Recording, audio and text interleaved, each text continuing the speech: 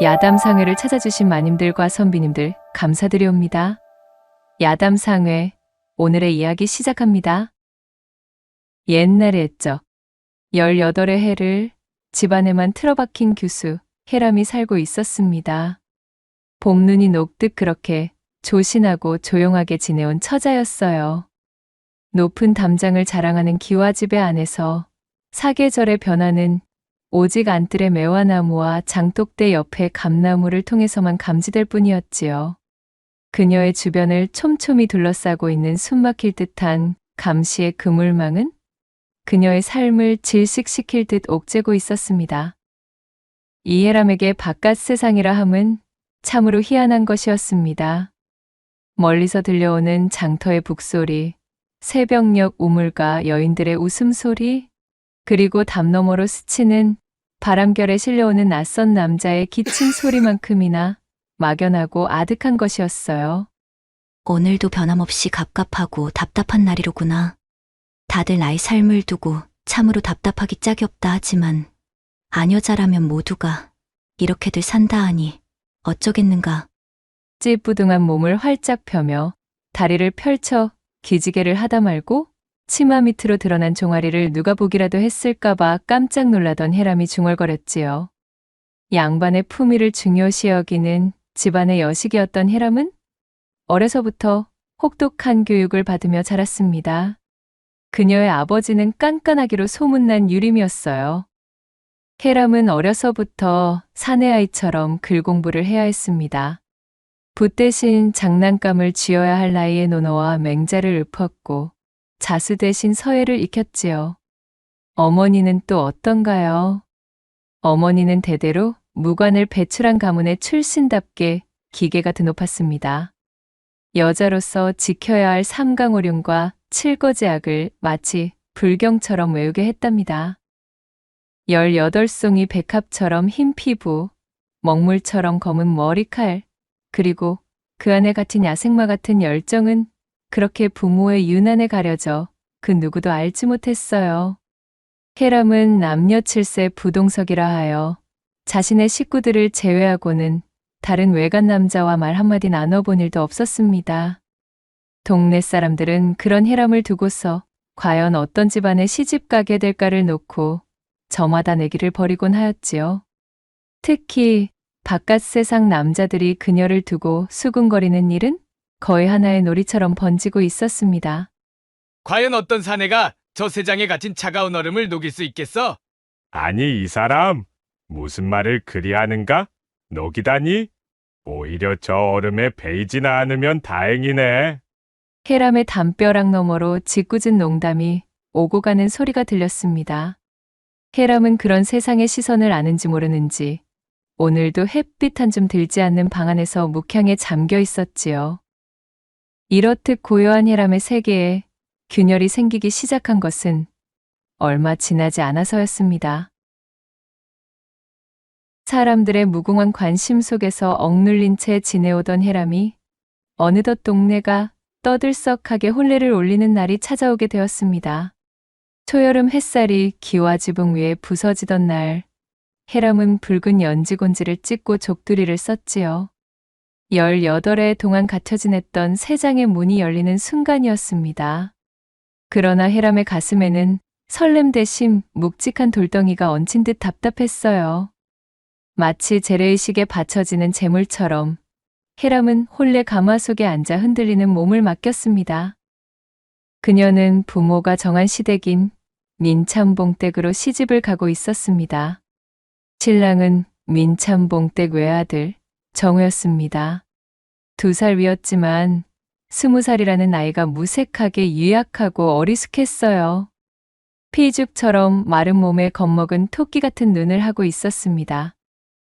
해람은 초래청에서 처음 정우의 얼굴을 마주했을 때 본능적으로 알아차렸습니다. 이 남자의 아내가 되는 순간 막연히 자신에게는 행복 같은 것은 사치가 될지도 모른다는 것을 말이지요. 혼례식은 마치 꼭두각시놀이 같았습니다. 해람은 실에 매달린 인형처럼 주변 사람들의 손에 이끌려 움직였습니다. 축하한다는 말들, 행복하라는 말들이 귓가를 스쳐 지나갔지만 신기하게도 아무것도 귀담아 들리지 않았습니다. 뭐가 어떻게 지나갔는지도 모르는 사이 어느새 밤이 깊어지고 신방이랍시고 차려진 낯선 방에 해람을 구겨넣듯 내팽겨쳤지요. 긴장하고 있던 몸이 풀어진 해람이 주변을 둘러보며 어색해하고 있었어요. 방구석 모서리에서 잘못 들어온 듯한 풀벌레가 갈 곳을 잃고 꼬물거리는 모습이 보였습니다. 어쩐지 제 모습과도 같아 보여 피식 실소를 터뜨리는데 새 신랑 정우가 쭈뼛거리며 신방으로 들어왔습니다. 정우는 해람의 얼굴을 제대로 쳐다보지도 못하고 더듬거렸습니다. 저 어머니께서 밤늦도록 깨어있으면 안 된다고. 그 말에 해람은 어이가 없어 하마터면 웃음을 터뜨릴 뻔하였습니다. 가까스로 참아낸 다음 정돈된 표정으로 정우를 바라보았지요. 허나 부인께서 원하시면 저는 밤새도록 깨어있을 수도 있습니다. 소첩은 이제 지아비이신 서방님의 아내이오니 좋을 대로 하소서. 그래요? 좋을 대로 해도 되겠소? 그러하다면 우리 오늘은 그냥 각자 잠들도록 합시다. 내 하루 종일 정신없이 혼례를 치르느라 몹시도 고단하구려. 앞으로의 후사는 차차 생각해보면 되겠지요. 해람은 속으로 냉소를 흘렸습니다. 처음 새신랑을 마주했을 때 들었던 막연한 불안감이 다시 떠올랐어요. 와장창 소리를 내며 자신을 둘러싸고 있는 모든 세계가 균열하여 부서질 것만 같은 이상한 감정이었습니다. 앞으로의 혼인 생활이 순탄치는 않겠구나 생각한 해람은 그렇게 소매 속으로 단정하게 다듬은 자신의 손톱을 매만지며 아무 일도 없는 초야를 보냈습니다. 다음 날 아침 날이 밝고 자리에서 일어난 해람은 마음을 비우고 자신이 쭉 교육받았던 지침을 가슴에 새겨 민창봉댁 사람으로서의 몸가짐을 바로할 것을 다짐했습니다. 쓸데없는 생각일랑 접어두고 나 때문에 친정 가문에 먹칠을 하는 말이 새어나오지 않도록 내 최선을 다해야겠구나. 그녀는 자신으로 인해 친정 가문이 애먼 소리를 듣기라도 한다면 불같이 노하실 아버지의 성화가 염려되었지요. 그리하여 모든 것을 참고 감내하고자 결심한 해람은 그렇게 민참봉댁에서의 시집살이 문턱에 발을 들였습니다. 그로부터 석 달, 해람에게 시집살이는 계절의 변화보다 더 빠르고 잔혹하게 찾아왔습니다. 시어머니 박씨는 불같은 성미의 아들 사랑이 지극한 여인이었지요. 그녀의 눈에 며느리 해람은 오직 대를 이을 수단으로밖에 보이지 않는 듯했어요. 아직도 소식이 없느냐? 아침부터 박씨의 날카로운 목소리가 해람의 귓전을 찢었습니다. 아침 문안 인사를 드리러 간 해람에게 시어머니는 매일 질리지도 않고 같은 질문을 던졌지요. 그녀의 시선은 항상 해람의 눈이 아닌 배꼽 아래로 향해 있었습니다. 씨앗을 심고 열매가 열리기를 재촉하는 농부처럼 지독하기 그지없었어요. 한시바삐 떡두꺼비 같은 손주를 안겨야 할 것이 아니냐. 박 씨는 부채를 탁탁 두드리며 해람을 다그쳤습니다. 유서 깊은 우리 가문의 대를 이을 적장자를 생산하는 것이 너희 가장 큰 임무이니라. 해람은 묵묵히 고개를 숙인 채 입술 사이로 힘겹게 대답을 뱉어냈습니다. 예, 어머님. 뱃속은 텅 비어 있는데 시어머니의 말은 마치 송곳처럼 해람의 배 안을 휘젓는 기분이었지요. 남편인 정우는 그런 어머니 옆에서 멍청한 눈으로 해람을 힐끔거릴 뿐이었습니다. 그의 무능이 해람의 속을 더욱 뒤틀리게 했어요. 밤이 되면 박 씨의 간섭은 더욱 노골적으로 변했습니다. 신방의 문 앞에 서서 헛기침을 하며 서방님의 밤 시중을 잘 들도록 하거라. 하고는 눈치를 주는 것이었습니다. 해람은 차가운 낯으로 방문을 닫았고 정우는 침상 구석에 몸을 웅크리고 앉아 있었어요. 제 아내의 눈을 바라보는 정우의 표정은 마치 해람이 무서운 짐승이라도 되는 듯 했습니다. 해람은 속으로 쓰게 비웃었어요. 이다지도 유약하고 줏대 없이 제 어머니에게 휘둘리기만 하는 사내였으나 그럼에도 얼른 회임을 하여 시어머니의 시달림에서 벗어나고만 싶었습니다.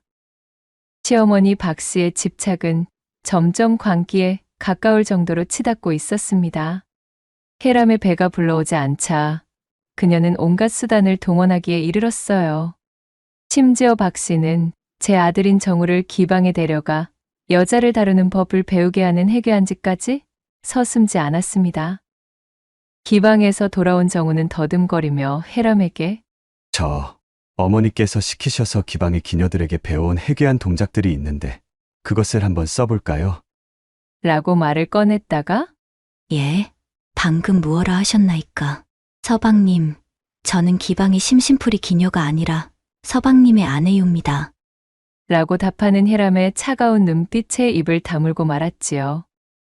시어머니는 또한 용하다는 의원을 찾아 데려와 혜람의 진맥을 맡겼습니다. 의원은 혜람의 손목을 잡고 눈을 감았다 뜨더니 음기가 차고 하니 따뜻한 기운을 보충해야 합니다. 녹용과 인삼을 다려 드시고 로 시작하는 장황한 처방을 늘어놓았지요.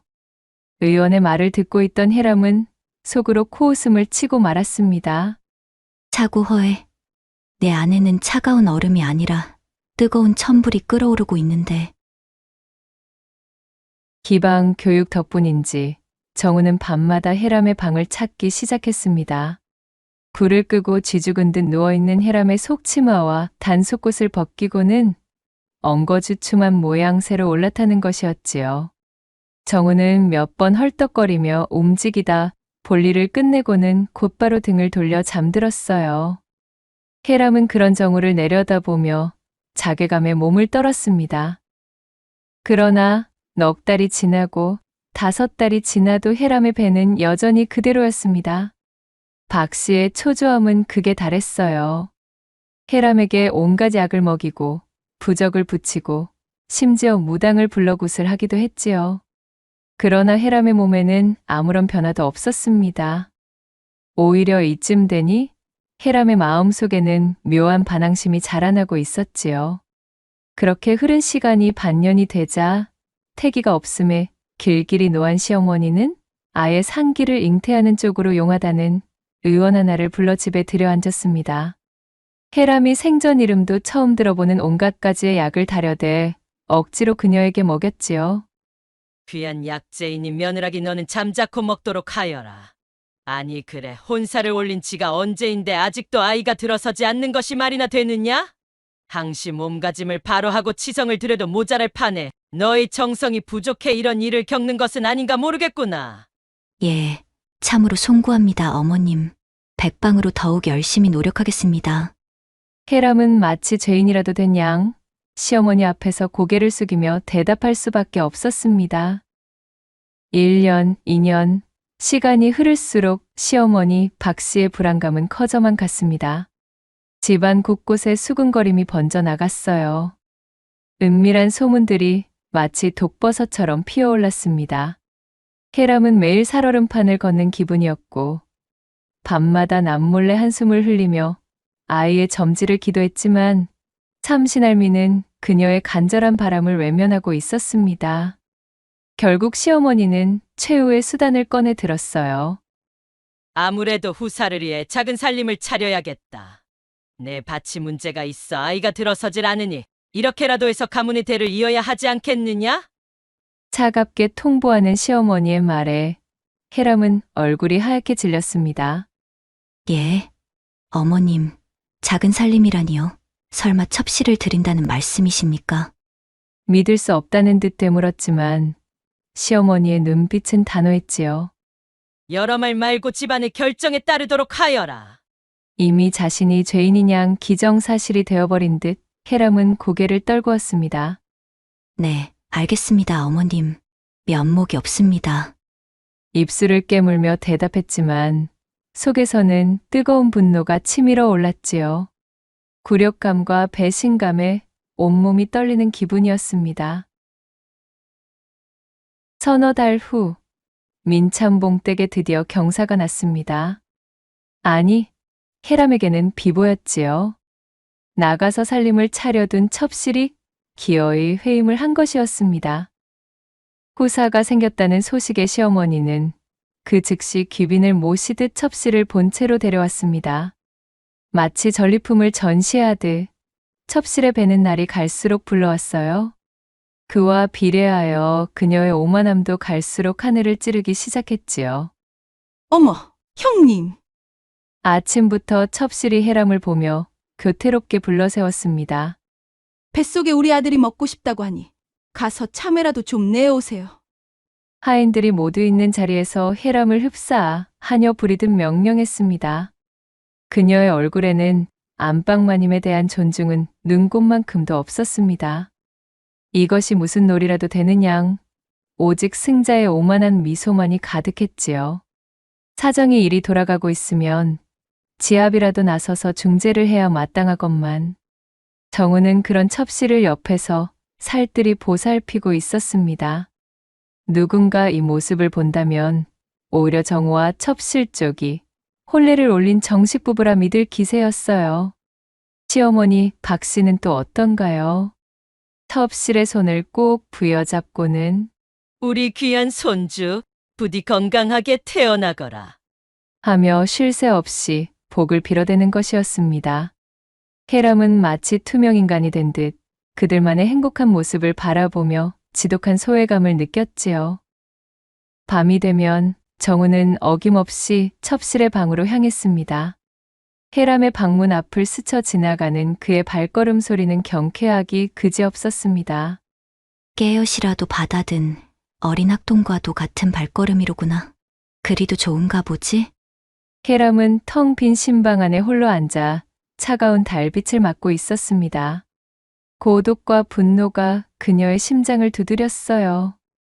그러나 그 안에서 또 다른 감정이 싹트고 있었습니다. 스스로도 이상했지만 그것은 체념도 절망도 아니었지요. 마치 불꽃처럼 타오르는 뜨겁고 강렬한 욕망이었습니다. 더 이상 자신의 억압된 인생에서 잃을 것이 없어졌다는 것을 깨달은 순간 해람은 모처럼의 자유를 느끼고 있었습니다. 그리고 그날 밤 해람은 굳게 결심했지요.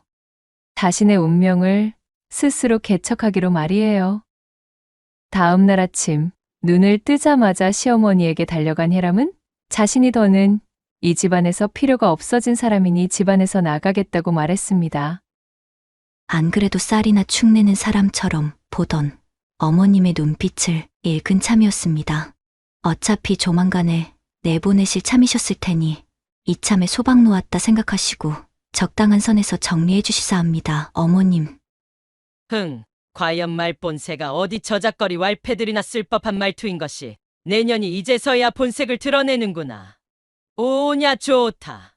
내 안 그래도 그럴 참이었으니 이참에 우리 집 대문 밖으로 나서도록 하거라. 결국 해람은 보따리를 싸들고 시댁에서 나오게 되었지요. 시어머니는 그 길로 소박 놓은 며느리를 거들떠보지도 않은 채 상당한 금액의 돈표를 작성해 던져주고는 대문을 굳게 걸어버렸습니다. 상황이 이리 돌아가는데도 남편이라는 작자는 얼굴 한번 뒤출 생각도 없었으니 해람은 참으로 기가 차는 것이었어요. 출가 외인의 신분으로 어찌되었든 시댁에서 쫓겨나게 되었으니 그 엄하고 엄하던 부모님을 뵐 낯이 없구나. 일생을 부모님의 뜻에 따라 인형처럼 살았어도 이리 복 한 번 받지 못하는 삶을 주셨으니 하늘의 뜻이 그러하다면 나 역시 아무런 미련도 없이 자유를 찾아보아도 되지 않겠는가. 초라한 몰골로 내쫓겨 친정으로 가는 방향의 산길에 멈춰선 해람이 하늘을 올려다보며 복잡한 감정에 젖어 중얼거렸습니다.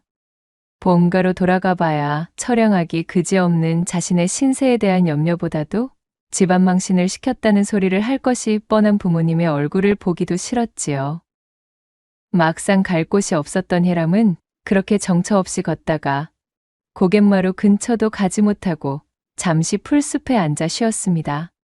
의미심장하게 시댁을 박차고 나왔지만 그간 집안에서만 갇혀 지내다시피 한 뽀얗고 여린 몸으로는 몇 걸음 떼기도 전에 지치는 것이 당연했습니다.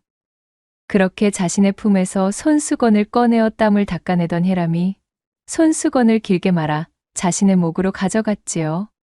목도리의 모양으로 만들어 성가시게 흐르던 땀을 바칠 생각이었습니다. 헌데 이게 웬걸요? 아니, 이보시오. 대체 이게 무슨 짓이오? 라며 등 뒤에서 우렁차게 고함치는 소리가 들려왔습니다. 그는 때마침 고갯마루를 지나가던 젊은 행상이었습니다. 깜짝 놀란 해람이 고개를 돌려 행상을 확인하려는데 느닷없이 행상이 달려들어 해람을 화학 낚아채 껴안고는 풀숲 뒤쪽으로 넘어지는 것이었습니다. 깍! 해람이 소스라치게 놀라 비명을 질렀고 그런 그녀를 끌어안고는 나무 둥치 밑 풀밭에 나뒹군 행상이 몸을 일으켰어요. 그리고는 하마터면 큰일이 날 뻔했다는 얼굴로 해람을 야단치기 시작했지요. 내 지나가는 장사치요나. 그 무슨 사연인지는 몰라도 귀한 목숨을 어찌 이리 가벼이 여기고 스스로 내던지려는 것이오? 하늘 품은 채로 이리 가면 저승에서도 아니 받아준다는 말 못 들으셨소이까? 예? 대체 무슨 말씀이시온지. 방금 뒤에서 처자가 하얀 천으로 스스로 이승을 하직하려던 참 아니었소이까? 그랬습니다. 이 행상은 저만치 뒤쪽에서 걸어오다 길게 늘어뜨린 무명천의 손수건을 보고는 마치 해람이 극단적인 일을 벌이는 것처럼 보였기에 헐레벌떡 뛰어들어와 그녀를 제지했던 것이었지요. 행상의 설명을 들은 해람은 너무도 어이가 없어 그만 실소를 터뜨리고 말았습니다. 그런데 문득 행상의 그런 꾸짖음과 더불어 자신의 안위를 걱정하는 염려 섞인 말이 그녀의 가슴을 일순후벼파는 것이었어요. 그간 시댁에서 억눌린 감정으로 꾹꾹 눌러오던 해람의 서러움이 그제야 마치 무너진 뚝처럼 연쇄적으로 붕괴되기 시작했습니다. 행상의 오해에서 빚어진 것이란 말조차 꺼낼 틈도 없이 해람의 감정이 한꺼번에 폭발하고 말았어요. 혼인을 한 이래로 누군가가 자신에게 처음으로 건넨 따뜻한 말, 따뜻한 태도였던 것이니까요. 해람은 젊은 행상의 품에 안겨 그만 눈이 부르트도록 울음을 터뜨렸습니다. 젊은 행상은 그런 해람을 가만히 안아주고는 더 이상 아무런 다그침도 없이 그녀의 곁을 지켜주었지요. 그렇게 그의 품에 안겨 한참이나 울음을 뱉으며 서러움을 토해내니 문득 해람의 콧잔등으로 사내의 냄새가 물씬 당도했습니다. 아이를 잉태하지 못하는 못난 여자 취급에다 작은 살림까지 차린 이후로는 해람을 찾는 발길을 아예 끊어버린 신랑 탓에 아직 한창 때였던 해람은 제대로 된 합헌의 즐거움은커녕 사내의 품조차 맛보지 못한 세월이 오래였어요. 게다가 이젠 시댁에서도 쫓겨나 친정으로 돌아갈 수도 없는 몸. 반항심이 극에 달한 해람은 모든 것이 될 대로 되라는 마음이었습니다. 엄한 가정교육으로 어긋나는 법 한 번 없었던 해람은 묘한 반발심과 허망한 자신의 신세가 겹치자 불현듯 자신의 몸이 뜨거워지는 것을 느꼈습니다. 그는 시침을 떼고는 자신을 구한 행상에게 말했어요. 그렇소. 내 어차피 눈을 감기로 작정했던 몸이오. 태기도 내려앉지 못하는 저주를 받은 이 몸뚱이를 살려놓았으니 또한 품어줄 수도 있으시겠는지요? 뭐요? 아니 그게 대체 무슨 말씀? 살려놓았으면 책임도 지라는 말씀이요. 해람이 눈물 젖은 목소리로 행상을 올려다보며 쏘아붙였습니다. 두부처럼 하얀 해람의 얼굴이 똑바로 그를 바라보자 젊디 젊은 행상의 하초가 어찌 멀쩡할 수 있었을까요? 진심으로 하시는 말씀이시오? 이 무슨 고약한 농이란 말씀이신지? 내가 지금 농이나 나누자는 얼굴로 보이십니까? 눈물로 헝클어졌으나 진지하기 그지없는 해람의 얼굴을 바라본 행상은 더 이상 체면을 신경 쓸 수 있는 상태가 아니었습니다. 아리따운 해람의 요구에 그야말로 타오르는 불덩어리가 되어버린 행상은 말 못할 사연에 젖어있는 해람에게 고개를 끄덕였습니다. 그리고 조심스럽게 그녀를 안아들어 풀숲의 깊은 곳, 인적이 닿지 않는 곳으로 들어갔지요. 이 안쪽 길은 아는 사람만 나서는 데다가 길도 험하여 오는 이가 많지 않소. 부끄러운 듯 말하는 행상의 목소리에 해람은 대답 없이 고개만 끄덕였어요. 이윽고 해람의 청을 들어주기 시작한 행상은 자신의 두루마기를 벗어 바닥에 펼쳤습니다. 그것이 신호가 되어 누가 먼저랄 것도 없이 두 사람은 뱀이 또아리를 틀 듯한 데 엉켜 거대한 불꽃이 되었답니다. 조신한 품행만을 강요받아오던 해람은 통성명도 나누지 못한 외간 사내와 풀숲에서 천인공노할 짓을 저지르고 있다는 생각이 미치자 오히려 너무나도 개운한 해방감마저 맛보고 있었습니다. 인적 드문 풀숲에 누워 행상을 받아들이며 한창 열중하던 해람은 그야말로 깜짝 놀라고 말았지요. 이것은 도무지 그간 자신의 신랑이 밤마다 깝죽거리던 감각과는 차원이 다른 일이었기 때문이었어요. 해람은 지금까지 여자는 그저 죽은 듯이 누워 신랑이 일을 끝내고 뿌리는 씨앗으로 아이만 낳으면 되는 것인 줄 알고 지내왔는데 세상에나요. 그 행위 속에 천지가 진동하며 벼락이 떨어지는 것과도 같은 이런 즐거움이 숨어있을 줄은 몰랐던 것이었습니다. 행상을 끌어안은 해람의 두 팔에 힘이 잔뜩 들어갔을 때 두 사람은 마침내 진득한 합의를 끝내고 호흡을 가다듬으며 그렇게 인연의 첫 물꼬를 틔우게 되었답니다. 얼마 뒤 해람이 떠난 시집인 민참봉댁에서는 경사에 큰 잔치가 열렸습니다. 해람을 내쫓고 정실자리에 앉은 첩실이 드디어 아들을 출산했기 때문이었지요. 시어머니는 크게 기뻐하며 귀한 가문에 귀한 손이 들었다고 한바구음 꽃을 피웠습니다. 역시 전에 들인 며느리가 집안을 말아먹고 있었다며 해람의 흉을 보는 것 또한 잊지 않았어요. 시어머니는 제 손자를 품에 이고는 금지옥엽으로 지극하게 아꼈지요. 그 유난히 참으로 말도 못하여 동네 사람들이 혀를 내두를 지경이었습니다. 그렇게 시간은 변함없이 몇 년이나 흐르게 되었지요. 시어머니의 손자는 어느덧 학동의 나이가 되었습니다. 손자의 손을 맞잡고 마실 나오듯 동네를 산책하던 시어머니는 마주치는 사람들마다 붙들고는 제 손자 자랑을 늘어놓는 것이었어요. 이것이 하루 중 가장 큰 기쁨의 일상이었습니다. 장차 정승을 시킬 것이야. 암 그렇고 말고. 내 손자야말로 이 나라에 크게 이바지할 인물이지. 길 어귀에서 이 시어머니와 만나기라도 하면 입이 닳도록 자랑을 해대며 사람을 한참이나 붙들어 놓는 통에 동네 사람들은 그녀를 마주치는 것이 부담스러워 민참봉댁 근처로는 얼씬도 하지 않았습니다. 한편 저 멀리 포구 부둣가 반듯한 터에는 1년이 넘는 시간 동안 전국의 목수들이 모여 연장을 뚝딱거리고 있었습니다. 아, 이보시오. 내 지나가는 과객이오만 뭐 하나 묻겠소이다. 대체 저기에 무엇이 들어서기에 저토록 오랜 기간 동안 목수들이 달라붙어 뚝딱거리고 있다는 말이오? 이쪽 근방으로는 초행이신 모양이시로구먼. 큰 여관이 들어선다는 모양이오. 안 그래도 이 근방의 허름한 주막 말고는 상인들이 묵고 갈 곳이 없어 난처했었는데 이참에 아주 근사한 여관이 들어선다 하니 사람들의 기대가 매우 큰 모양이더구먼. 이같이 한창 공사 중인 여관에 대한 근방 사람들의 커다란 기대 속에 그렇게 시간이 흘러갔지요. 어느덧 방이 20칸이나 되는 크고 우리의리한 여관이 들어서 새롭게 문을 열게 되었습니다. 여관은 개장을 함과 동시에 전국 각지에서 들어오는 교역 선원들의 유명한 명소로 등극하게 되었습니다.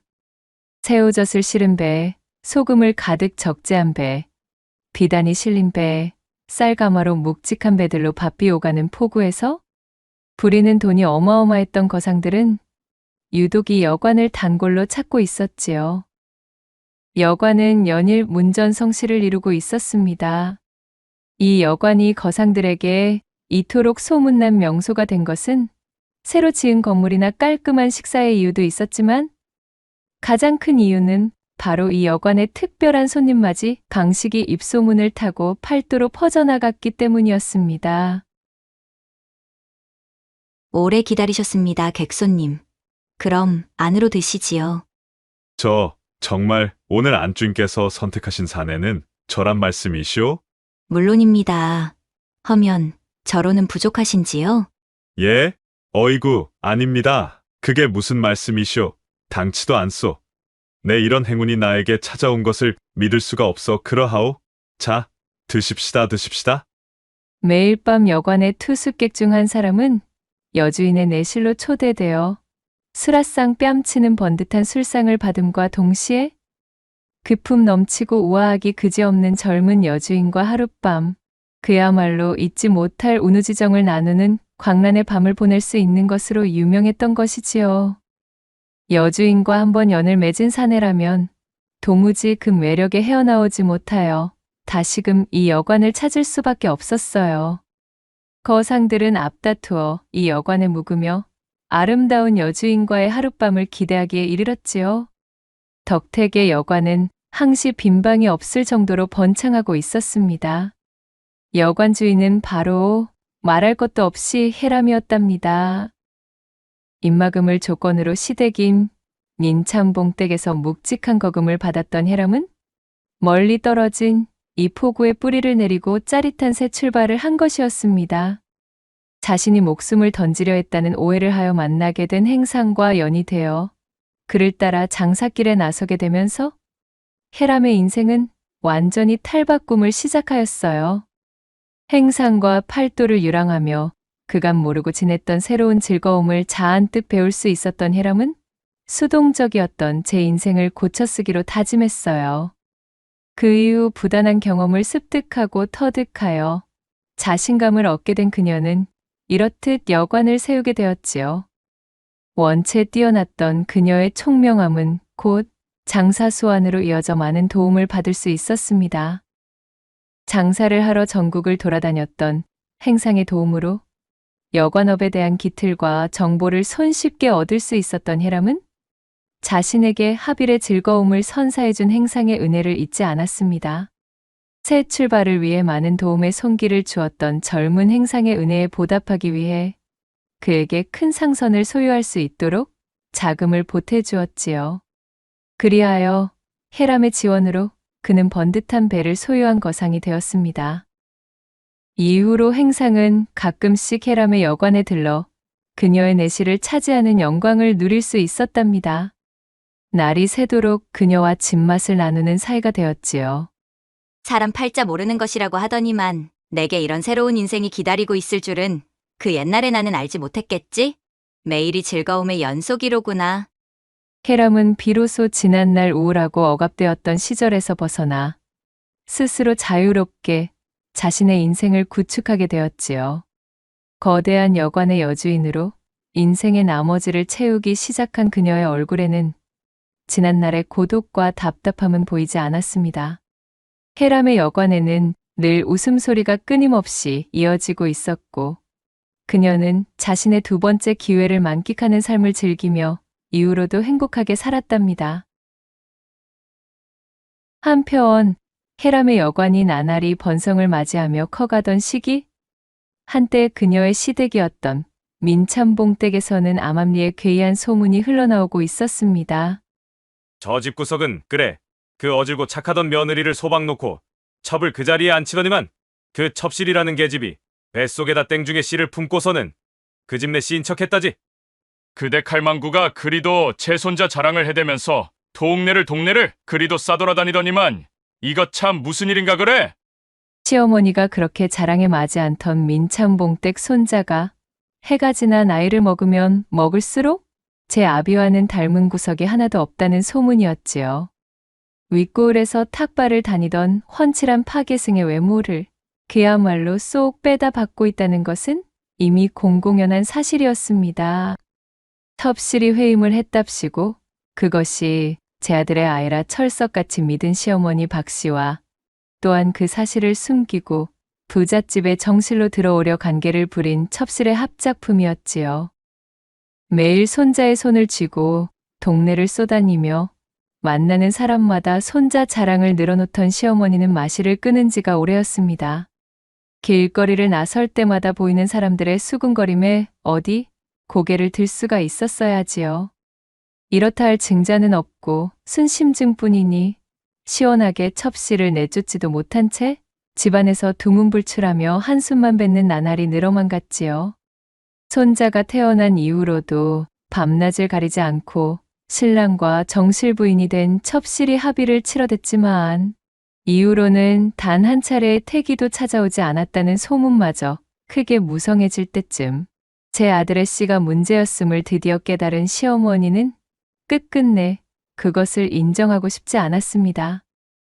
아들의 외모와는 닮은 구석이 단 한 군데도 없는 손자의 얼굴을 물끄러미 바라보던 어느 날 시어머니는 그만 화병으로 드러눕게 되었습니다.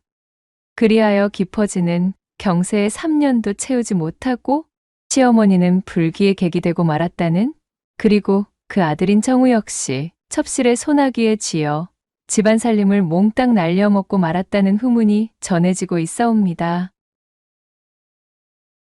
낭독해드린 이야기가 마음에 드셨다면 구독과 좋아요, 댓글로 야담상회를 응원해 주셔요. 늘 잊지 않고 야담상회를 찾아주시는 마님과 선비님들 시청해 주셔서 참으로 감사하옵니다.